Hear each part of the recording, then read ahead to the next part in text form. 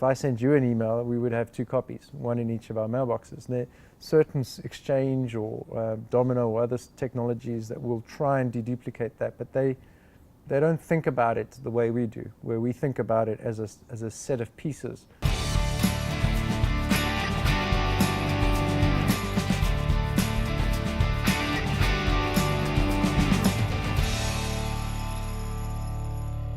When we introduced our archiving services into the market in about 2004, it was the result of a lot of technological development and platform creation by you and your team. And a lot of people at the time were saying to us, well, the email archiving market is done.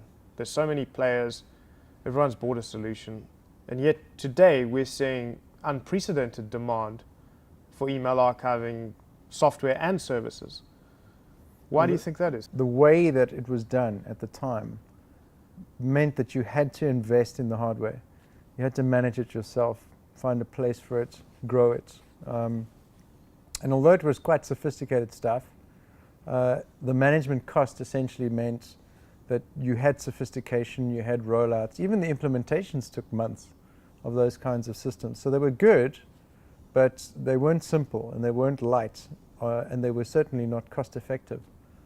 So when you start accumulating email forever, essentially, not ever deleting something, you start to realize how much you create. I think we have something like 25 million emails, which is a lot for a small company. And that's, it represents a substantial investment in storage. And if you take a 1,000-man business, 10,000-man business, it's impossible. Most of those companies were buying separate storage units and separate archiving systems per region, per server, no option for consolidation whatsoever, no ability to essentially query once and answer a question from an entire business's perspective. So we presented an opportunity to do that. And there are so many hidden benefits of a SaaS-based archive. It's not just about the micro feature set that might have enabled someone to discover someone else's email. It's about that massive ROI reduction, about the fact that it's volume that you just can't handle, and about the fact that emails are becoming larger and larger every month. The things you put in email, just the other day we upgraded our maximum email size limit to 1 gig.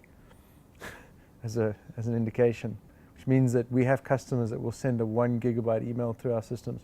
And that's not even the end. That is just the way that it's gone. If these enterprise class email archiving systems were at times battling with the weight, and the administrators were battling with the weight of data that was sitting underneath them, and we're now providing services of a similar nature, not to 1 or 2 independent enterprises, but to thousands of enterprises on a single platform.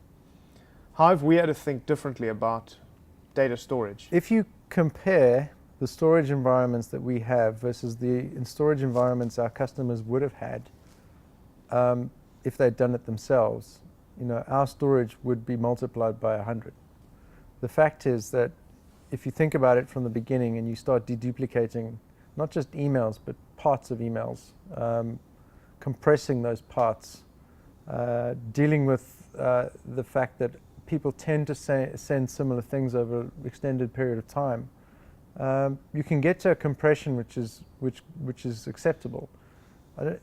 Ultimately, there is a point past which you can't shrink, but I don't think most of the email systems up until recently were built with that kind of compression in mind. They were all very mailbox centric. There is benefit in thinking about things from a single instance point of view.